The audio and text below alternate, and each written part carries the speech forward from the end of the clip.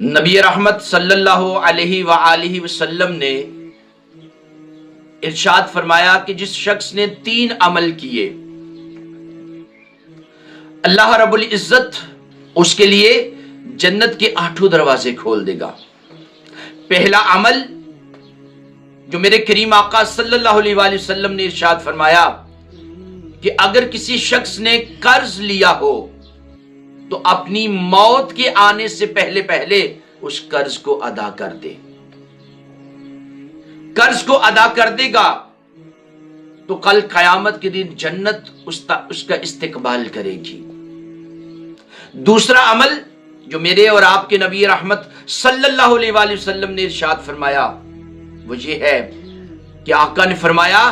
کہ اگر کسی نے کسی کو قتل کر دیا اور انسان نے بدلہ لینے کے باوجود، حالانکہ اسلام کے اندر قصاص جائز ہے،